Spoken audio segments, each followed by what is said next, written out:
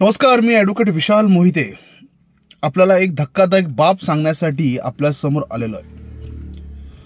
पाटण येथील सनपूर गावातील जिल्हा परिषद शाळेतील धक्कादायक प्रकार आश्चर्यकारक आहे, कारण त्या ठिकाणी नेमलेला एक शिक्षक आहे, तो त्या ठिकाणी मुलांना शिकवायचं सोडून तो विशिष्ट समाजाच्या धार्मिक अस्मितेचे त्याला धडे देतोय।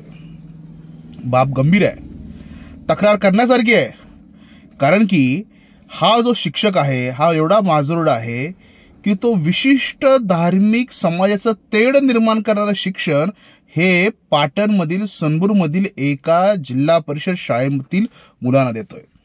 ही बाब कधी लक्षात आली, तिकडे जो रंगकाम करणारा एक पेंटर होता त्याच्या लक्षात आलं की अशा स्वरूपाचं काहीतरी धार्मिक काहीतरी त्या मुलांना सांगितलं जातंय, आणि त्याला जाग आली आणि त्याने त्याला प्रश्नोत्तर केला, प्रत्युत्तर केला, आणि तेथील ग्रामस्थांनी शिक्षण अधिकाऱ्यांच्याकडे तक्रार केली की हा आमच्या मुलांना वेगळ्या प्रकारचं वेगळ्या शिक्षण देतोय।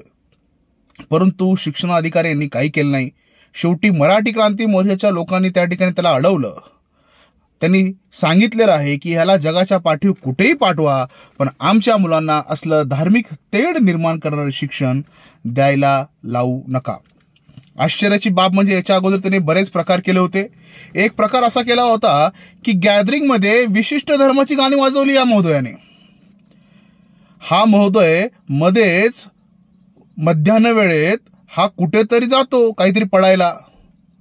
शाळा सोडून आपलं धार्मिक कर्तव्य करणं हे बरोबर का चूक हे ऐकणाऱ्यांनी ठरवावं, परंतु आम्ही सत्यनारायण घातलं तरी ऑब्जेक्शन घेणारे ह्यांना पठण करायला कसे परवानगी देतात हाही आश्चर्याचा विषय आहे। हा मनुष्य मुलं जेव्हा डबा खातात, आपण मंत्र म्हणतो, भोजन मंत्र म्हणून डबा खातो, पण हा गृहस्थ पायात बूट घालून डबा खाणाऱ्या त्या विद्यार्थ्यांच्या मध्ये एरझऱ्या घालतो का?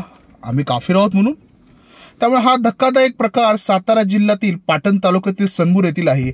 हा जेव्हा दृश्य आला, माहिती पडला, यावरती ग्रामस्थांनी आक्रमकतेने कारवाई केलेली आहे, परंतु याचा अर्थ आता ही लढाई आपल्या शाळेमध्ये येऊन ठेपली आहे। आता मुलांचं ब्रेन वॉश करणार का? तुम्हाला मदरसे कमी पडले, मस्जिद कमी पडले, म्हणून तुम्ही मुलांचं ब्रेन वॉश करण्यासाठी आमच्या जिल्हा परिषदेच्या शाळा वापरणार का, असा सवाल माझा या ठिकाणी आहे। धन्यवाद।